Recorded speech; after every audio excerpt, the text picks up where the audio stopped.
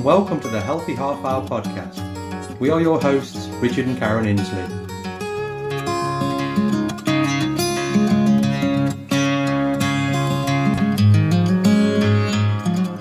The Healthy Half Hour podcast is your resource for all things healthy, and we will be discussing how to make nutrition, fitness and lifestyle choices work for you. We will be sharing our own personal insights along with research gathered from working in the health and fitness industry for the past 10 years. Our show is brought to you by the 7 Day Shred, which can be found at 7dayshred.com, and please feel free to visit our podcast website, which can be found at healthyhalfhourpodcast.com. And now on to today's show.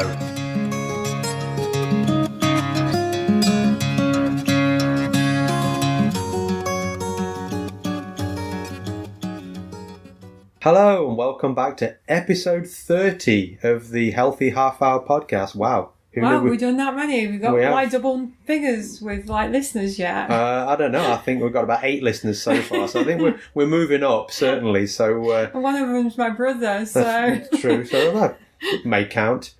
Because he does. Oh, we should get his sister-in-law to listen too, so there's 2 extras. She does. Oh, but separately. Oh. Separate downloads, separate phones. So... today we're going to talk about self-care. And if you look at Wikipedia, self-care is any necessary human regulatory function which is under individual control, deliberate and self-initiated. Wow, as Gru would say. That sounds boring. It is a little boring. It's basically, again, just the kind of how the establishment looks at it. What is it in layman terms? Well, really, layman terms is basically looking after yourself. And I mean, that's what we're going to talk about today. Because, I mean, really, at the end of the day, your health is your concern. And I mean, people think, oh, well, you know, my doctor, he's kind of looking after my health. Well, he's looking after your health when something tends to go wrong. Drug companies tend to look after your health, and really they'd love to keep you on a drug for life because that's how they make money. And go to Hawaii for nice holidays. Exactly. And like the government, yes, the government wants you to look after yourself really because they don't want to spend any money on you going to hospital anywhere else. But again, proactively, they don't really do a whole heap of beans to help us apart from published stuff and maybe a few adverts on TV. I mean, like food producers, yeah, all they want to do is sell you food, the cheapest food they can make for the most amount of money. So they've really not got your health in mind either. So really... What, so all those shakes and detox things are not really looking after your health? Probably not. And again, media going same as that, like social media and stuff, and people are trying to sell that crap everywhere. Yeah, they're not really looking after your health either. Again, it's just a money-making thing. And again, really comes down to the end of the day, there's not many things in life that we're actually 100% in control of. But again, looking after yourself, your diet and exercise are some things we have got complete control of. So really, what we're going to talk about today is kind of getting into there and looking more at being proactive instead of reactive. Because a lot of times people are reactive about things in life and not proactive. So again, if you're kind of promoting that self-care and trying to do as much as you can for self-care, then you really are being proactive about looking after your own health and actually trying to keep yourself functioning as best you can. And again, it's kind of tip-top condition rather than waiting for something to happen and then, oh, I need to do something about it now. Because an ounce of prevention is worth a pound of cure, apparently. So somebody said a million years ago. Again, it's one of those sayings that's always out there. Sometimes we actually do find ourselves in a reactive situation and through no fault of our own, or we just find ourselves having to be reactive. So we actually want to cover some of the reactive options of self-care as well as the proactive options of self-care. Like Richard just said, we're trying to be proactive, but sometimes a situation will elicit itself we do have to be reactive, but it's using the right therapies, I guess. Yeah, and I mean, again, at the end of the day, if you don't take time for yourself, who will? And that's basically, part of that, the crux of what we're trying to get across today. So you've got treatments, people obviously know, and a lot of times treatments are things that you can do with other people, so not necessarily on your own. So kind of massage therapy, physiotherapy, chiropractic, osteopathy, acupuncture, yoga classes, like group exercise, Pilates classes, things like that where you've actually got to kind of go and make an appointment. Somebody else is involved. So that's part of that self-care model. Some of those, again, like Karen says, are reactive. I mean, you put your back out and you go and see your chiro or your physio or your osteopath. But a lot of the times we tend to go to like chiro or osteopathy on a proactive kind of basis, just to make sure everything's aligned and basically, again, make sure that spinal health, muscle health, joint health is as tip-top as we can be. So from kind of like a self point of view, so again, things that you can do on your own, things that you can do on a daily basis. I mean, there's a list here, but I mean, pretty much the list goes on and on and on. Some modalities like foam rolling, we'll talk about that in a while, or just using something like a lacrosse ball or a tiger tail or something, which is just a form of like self-massage, just some self-working. I'll put some links in the show notes to some good websites and stuff where you can actually do a look at those things for some self-care. Stretching after exercise, after you've been for a walk or something, saunas, relaxing, getting proper sleep, exercise in itself, diet, walking outside, playing, reading, taking vacations, hobbies, leaving work on time, as dumb as it may sound, hugs, cuddles with your pet or your spouse or both if you want to go down that road. Yay, does that mean I get more cuddles now? Always. Turn off your phone. Even if you don't turn off your phone, turn off social media. One thing I've done with social media, which actually works big time, is not turning it off. Just turn off the notifications, because those notifications is bing, bing, or there's a little number in next to the top corner of your Instagram or your Facebook feed, and you just got to look at it. So if you turn the notifications off, I've just found myself, I just visit once or twice a day now and just have a look around and then disappear off. And I've actually got rid of the icons off the front page of my phone, so unless I actually go and swipe across to find them, it's great. I mean, I lost Facebook off the front of my phone somehow, and I didn't care. Like, I just left it. You never went back. And a couple more. Family time, and one big one, again, I think we probably need to do a whole podcast on, is breathing. The amount of people that don't breathe correctly for something we do thousands of times a day is just not true. So we're going to have a look at some of this list and we're going to pick some apart. And I mean, even with some of the modalities with the treatments, there's different sorts. And we used, like I say, a regular chiropractor here in Winnipeg just for adjustments. But Karen's had some health issues recently, again, that a lot of things didn't fix. Well, yeah, that was a surprising thing. Like, a couple of years ago, I ended up with frozen shoulders in both of my shoulders at the same time, which was, yay, like, how lucky was I?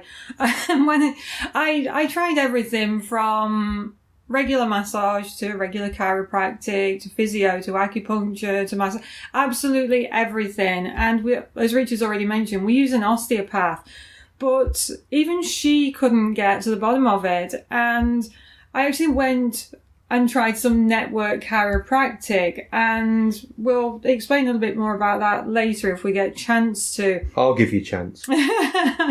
And network chiropractic, I mean, if I actually read this... Oh, is that time here already? What? Are you going to explain? Oh, well, I just thought, well, people are just going to think like, well, what is it? Because I'm just going to say that it actually helped me. And if you look online, I mean, even if you go and look for videos on YouTube, it's one of those things that you really don't think it's going to work, but it does. And if you go to some websites, it actually says it's the gentle, precise touch to the spine that cues the brain to create new wellness promoting strategies. And 2 unique healing waves develop that are associated with spontaneous release of spinal and life tensions. And it's an unusual therapy. I've had great success with it. It fixed my frozen shoulders. But recently I had some issues because I'd been doing a week's worth of work on my computer. So I'd been hunched over, got like neck ache, and my upper back was in so much pain. So I went for an adjustment with my regular chiropractor. And I made him smile because there was a baby being adjusted before me, and I squirmed and squealed and almost cried more than the little baby did, and it was quite comical. But then I went back to my network chiropractic guy a few days later because I was still having issues, and he actually said that as I lay face down on the adjusting bench that I was hovering. I couldn't actually put my right leg flat on the adjusting bench, and it was really weird. As much as I tried to lower it, it actually wouldn't go. And after like a half-hour session with him, I was just like, oh my goodness, this guy's a miracle worker.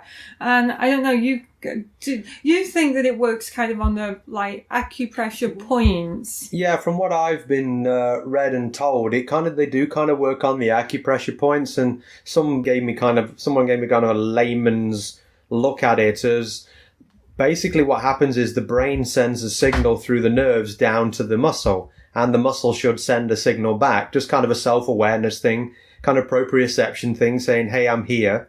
And what happens, I was told, is that signal doesn't get back like it should. There's kind of blockages in the nervous system, which again, all tie into these acupressure points.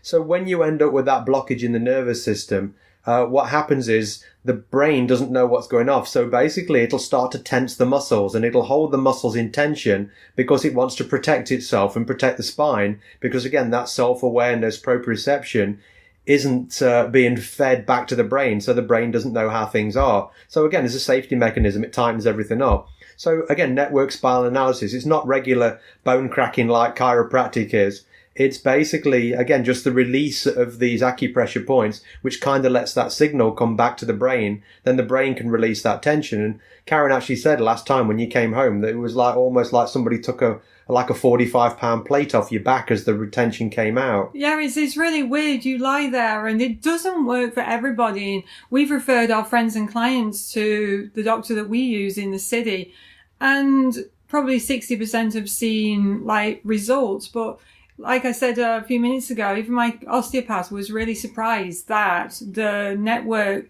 chiropractic actually helped me. And like I said, we use an osteopath. I'm actually going to see her tomorrow. And although my upper back and my shoulders and like the headaches, they're not there anymore. Apart from the fact that we have to book months in advance to see our osteopath. I mean, we could have like cancelled my appointment, but again, going back to the whole reason of this podcast is self-care.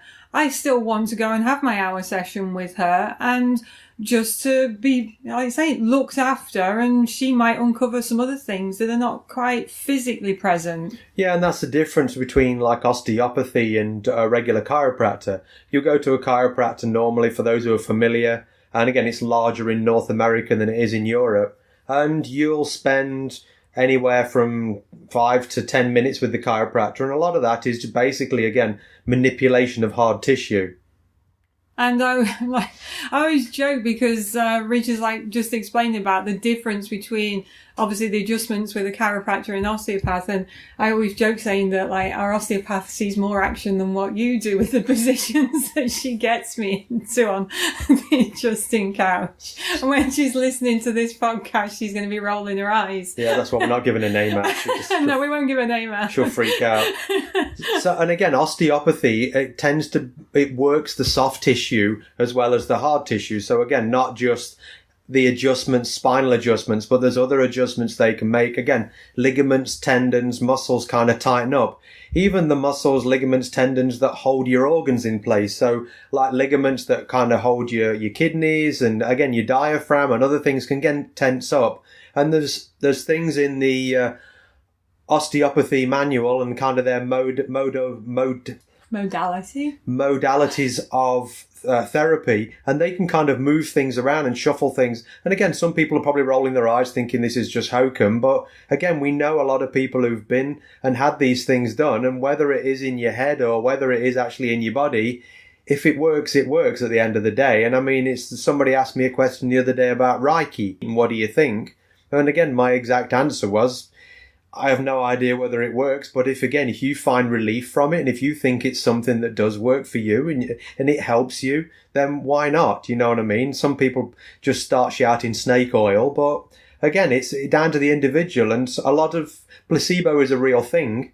And again, even just if you Google placebo and look at even the random controlled trials they've done with placebos, and people have had like good results from placebo. So the mind is a really powerful tool. And a lot of these things, again, with just reading off that self-care list, a lot of it is mental. And I mean, even though yoga is like a lot of stretching, it is almost an hour's meditation because, again, you're in tune with your breathing, same as Pilates. And so, again, from a mental point of view, it's actually slowing the mind down and actually learning to relax. So, again, a lot of these self-care things, if you've not got tight shoulders like Karen or you've not got tight hips and other things, is just kind of learning to switch off a little bit and actually relax a little more and give your body a chance to recover from life in general, I guess. Yeah, and even something as simple, I mean, I've found that obviously because we live in Winnipeg and our winters can be brutal and this year very, very long.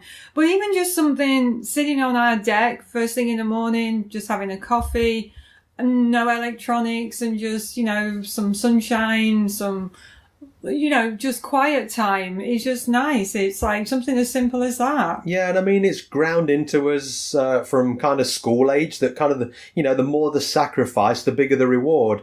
You do your homework and you basically got to get A's in your tests and all the rest of it. And it's go, go, go, go, go. And again, looking at North America separately from Europe, I mean, we came from Europe. And obviously the holidays there, I mean, the UK is pretty tight with their vacations at like 20 days a year. But I mean, here it's 10, when I first started work, it's 10 days a year. So basically you've got 2 weeks holiday out of 52. Obviously you've got stat holidays and the other few days thrown in. But really, again, that North American mentality of go, go, go, don't take time for yourself really does hinder people's health. And again, it all ties into stress, which we've talked about ad nauseum in other podcasts. So really with that, again, it's just looking at the whole picture and trying to be more proactive with looking after yourself. And learning to say no to people, that's like a big one that people don't do. Like I say, this whole podcast is self-care and it's about you and focusing on yourself. I mean, we're not saying be mean and ignore everybody else, but learn to say no. Yeah, and I mean, it's not all about self-indulgence. Like I say, it's being nice about it, if you want to use the word nice. I mean, like I say, don't just say no to absolutely everybody for everything. But sometimes, again, we're kind of people pleasers and we say yes to everything when really, if you take a step back, I really shouldn't have said yes to that, I mean, or, ask the person, is there somebody else that can kind of help you with this? Because I'm kind of blah, blah, blah, doing this, that, or the other. So again, it's like I say, it's not complete self-indulgence. And again, you shouldn't come off as that sort of person, but you do need to take time for yourself. And going back to the going out in nature, actually taking in some fresh air and sunshine, one of the things that I started this last week, we live in a cul-de-sac and our mailbox is at the end of our cul-de-sac. So it's 800 meters away from our house. So that's a 1.6 kilometre walk there and back. So I thought, okay, I'll start walking to the mailbox instead of picking it up as we drive past in the car. And, you actually came with me the other day, didn't you? Mm-hmm, we had a conversation and he's actually quite a nice guy when you actually get to talk to Aww. him.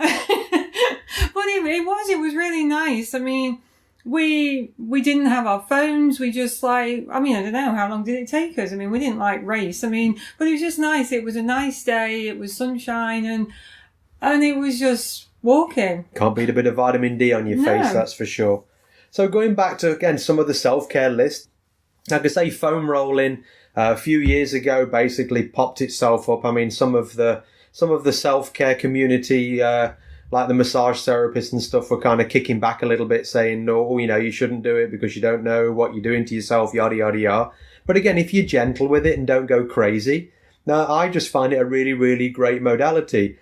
If I'm, especially, which is coming up in the next, hopefully 6 weeks or so, we're back in the garden most weekends. It's a lot of bending over, planting, picking, weeding, all the usual stuff.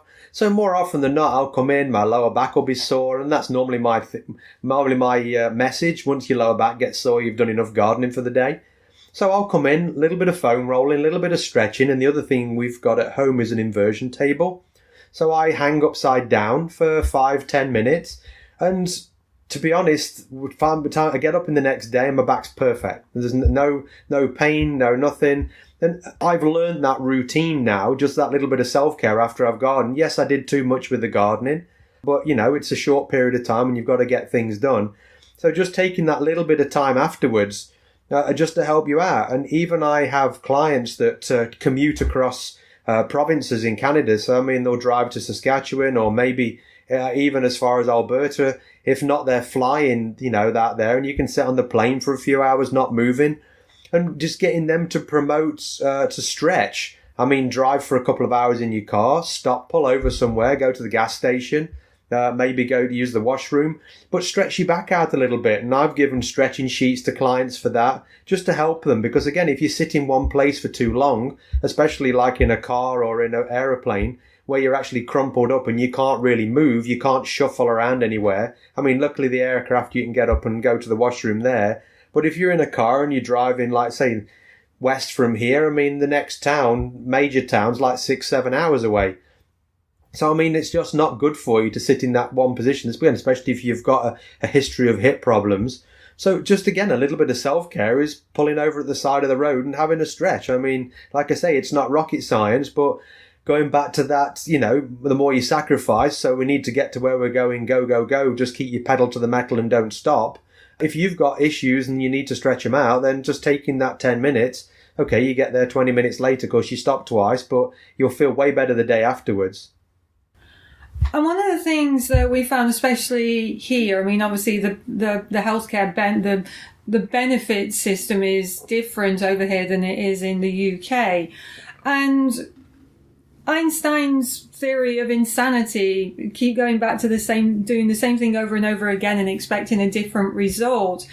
And a lot of people will keep using the same modality. And although regular chiropractic and massage and physio are awesome techniques, sometimes you've got to look at it that if it's not working after 6 to 8 sessions or you're not seeing any improvement, like maybe it's time to switch to something else, and don't just keep going back to it just because your benefits policy is paying and covering the expense of it. Rich and I, obviously, because we run our own businesses, we don't have group benefits insurance. So anything that we do self-care, whether it's reactive, proactive. I mean, my frozen shoulders, I got to the point where it was very reactive, but everything comes out of our own pocket. We don't have an insurance group benefits policy to actually cover it. And whether you have or not, always consider the things that are not covered on your benefits policy. Because even though when I had my frozen shoulders, I tried all the regular, as I mentioned. So I started with all the ones that if I had a group benefits policy, it would be covered. So I did the massage, the chiro, the physio, the acupuncture, blah, blah, blah. I did them all. But then I was thinking, well, none of these are working. So one of my boot campers, I gave her an intake form and information sheet from my network spinal chiropractic guy, and I gave it to her on Saturday morning because she struggles with like back issues and she does everything correctly. She goes and sees a chiropractor, she does her massage, she does all of those. But I said to her, well, it's just frustrating because I see that she's still having the same problems. Her technique and form are good, but she's still having problems. So it's like, hey, try this. It's not actually, it might, I think it actually might be covered on benefits policies here because it is chiropractic. Mm-hmm. But again, even if it's not, consider those alternatives and don't just keep going back to something either just because it's on your benefits policy and you want to use your allowance, or if you're not getting relief, then don't keep doing the same thing, move on. And that's what I did. I did physio for 6 sessions, and I did massage, and I did everything like for a specific time, didn't I? Yeah, around 6 weeks, around kind of the 6 week mark. And again, if you're going to see a chiropractor, I mean, you should be, again, getting some relief after that point. And I mean, there are chiropractors and practitioners that'll say, oh yeah, you need to come to see us 3 times a week for the next year. And I mean, really, if you're going to, I'd kind of run the other way, because that's not really self-care. That's just basically running your benefits out until you've got no more money left in it. With that modality of care, I mean, if you've pulled something, yes, maybe the 3 times a week the first time, and then a couple of times a week the second, until it starts to get better, and then once a week, and then probably once every 2 weeks. So again, there should be some kind of improvement in your symptoms if something's working for you. If it's not working for you, like Karen says, move on, try the next thing. Don't keep going back for 6 months, 8 months, 10 months, whatever, and this is going to get better someday, because it necessarily doesn't. And even when I went to try the network chiropractic, I went for 3 sessions a week, and within a few weeks, it was like night and day. And so I go back to him if I have any issues. So yeah, I found relief from that. It was a little bit intense and frequent to begin with, but I needed it. Yeah, and if you, like you say, if you need that intensity and frequency because of the severity of what you've got, then yeah, go for it. Same as physiotherapy, whatever. But like you say, you shouldn't have to go to your physio for 3 times a week for the next 6 months if you've got an issue. If things aren't being resolved, like we say, move on. And one of the big things, again, with chiropractors, and I mean, I'm not knocking chiropractors that don't have them, but I mean, I recommend a chiropractor to people that's actually got an x-ray machine. Because, I mean, at the end of the day, if you are doing those manual adjustments on the spine, it's okay rubbing your hand up and down there and assuming what you've got. And I mean, they are experts and they do know. But I mean, it's always good to take a picture of these things and kind of have a look what's going off in there. And it gives them a better idea of what they're doing. And plus also, it gives you a before and after. So, I mean, if they look at the spine and you've got kyphosis or you've got excessive lordosis or you've got whatever going on in that back, and they do an x-ray and then after 2 months or whatever, they take another x-ray and you can see improvement, then it's working. If you don't see that improvement, then you kind of, again, need to reassess kind of having a look at that. The thing is as well with hard tissue adjustments is once you adjust the spine, a lot of the times if it's been a chronic issue, the soft tissue around that area has kind of formed itself into kind of the poor posture part. So again, I try to, if we're not using the osteopath, try to book a massage around my chiropractic appointments purely to get that soft tissue looked at as well as the hard tissue. Because again, if you're trying to, like I say, trying to do those spinal adjustments and the soft tissue is just pulling you back again to where you were, then again, both need to address it. And same the opposite way. If you're just going to massage therapist trying to get rid of a spinal curve because they're letting the tissues go, the spine, again, is the hard tissue, so it's just going to pull it back into where it was again. So a lot of the time, you've got to kind of combine some of these modalities just to help out. And I mean, talk to your provider of this healthcare that you're visiting and ask them the question. And I mean, if they're worth their salt, they'll help you out and they'll tell you. You know, they won't just say, "Oh, you've got to keep coming back for the next 6 months." They should, again, they're there to help you and they're there to assist you into getting your health back again. And one of the things that my massage therapist says to me, and even a regular chiropractor, is that my upper back is very, very tight. And so even though, as I said earlier, my network spinal chiropractic guy sorted me out last week in conjunction with our regular chiropractor, but I still want to go to my osteopath tomorrow just because, just to have a look and just to more that holistic aspect of it as well. And one of the things, again, like Karen says with her upper back, and like with stretching, you can stretch for 10 minutes a day, but if you're sitting in a crappy position in your car, in your truck, at work or wherever, at your desk, then if you're sitting there for 8 hours, 10 minutes of stretching won't fix it. And I mean, one of the things I can tell you why Karen's back is like it is, because we've got a nice office chair and she perches herself on the edge of it because the cat likes to sit behind it. So the cat has the lion's share of the chair, and I don't want to upset him. She sits there hunched over, and then basically gets all this in her upper back. Really, I'm going to post a photo on in the show notes. So again, you'll see, but that again, going back to that whole self-care model again, is if you're doing 8 hours of crappy things to your body, 10 minutes at the end won't fix it. So you've got to kind of look at the big picture, take the 10,000 foot view, and have a look at things that may be doing those things that are really not helping you, because changing those can take a little bit of time off that self-care. You still need to do it, but I mean, you'll probably find less tension in your back, in your hips and everywhere else. So a little bit of investigation on our own part can maybe kind of shed light on what we're doing that keeps putting us back into this same position again. Like I said, I know mine with my back, especially in the summertime, is gardening and bending over. I try to avoid it as much as I can, and when I'm digging, I'll change legs and everything else, but more often than not, it's just the amount of time. And again, it's not, if I was gardening year round, yeah, I'd probably have to do something seriously about it. But as it's kind of just a summer sport, then I can kind of handle it just for that 1 quarter of the year. Obviously, the regular therapies are definitely beneficial to the body, and it's definitely self-care as opposed to just being reactive. But consider all the other things that you can do that people don't probably realise is self-care. When we go away on trips, and I've started doing it more even just at home now, I write a journal. And it's actually quite funny reading back some of the things that you write at the time that seem like normal, but you're laughing at them because you think, oh, like at the time it was just something normal. There was one incident when we went on a trip when we still lived in England. We went to Bath. And Bath's the place, not take a bath. Oh yeah, not take a bath. Yeah, Bath is in the southeast-ish part of the UK. And we rented a cottage for Christmas. Did they move it? I don't know where it used to be in the southwest. Oh, sorry, I meant southwest. I'm thinking Bristol area. Anyway, we went down there. And I spent about 2 pages complaining how much a cup of coffee and a scone cost me.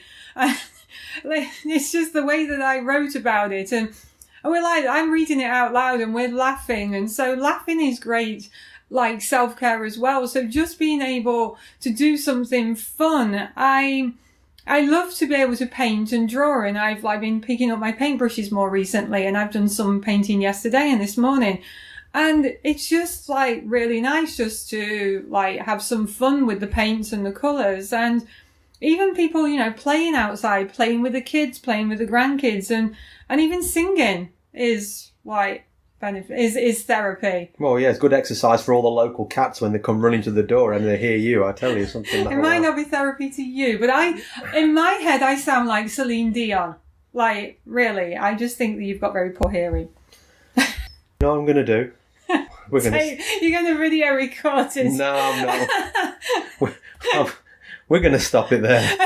It's all therapy. I know. If you're going to start singing, we're going to wrap this up. But it's all self-care. It all matters. Oh, it does all matter, for sure. And like I say, nobody will look after your health other than you, really. Again, especially from that proactive point of view. And I mean, it is down to us, and it is our responsibility. And it doesn't have to be self-care that costs money.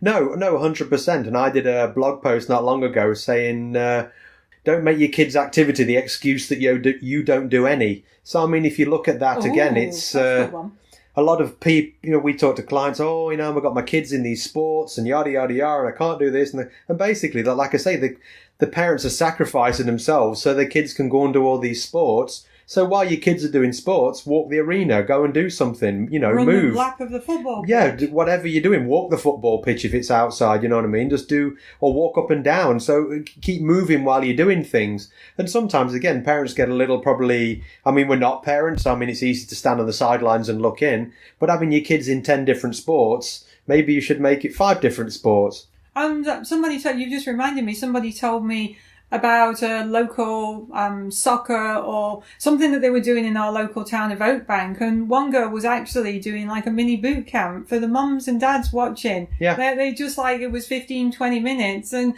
it was just movement, and it got the parents moving as well as the kids. Yeah, and again, thought what a great idea. And tying all this back, yes, movement is huge, again, with the walking and everything else and stretching and stuff, and again, keeping that body supple and all those joints lubricated up. So, yeah, hopefully you got something out of this self-care thing, and it may have just spurred you on. We're going to put a ton of stuff in the show notes on this one, different modalities and different things. Next week, episode 31, we're going to talk about repairing your metabolism. Is it broken? Could be. Oh. See you then.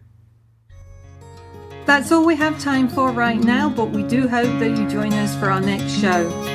And if you want to contribute to an upcoming show by suggesting a topic that you would like us to discuss in more detail, then hop over to our website, healthyhalfhourpodcast.com, subscribe to our podcast and submit your suggestions.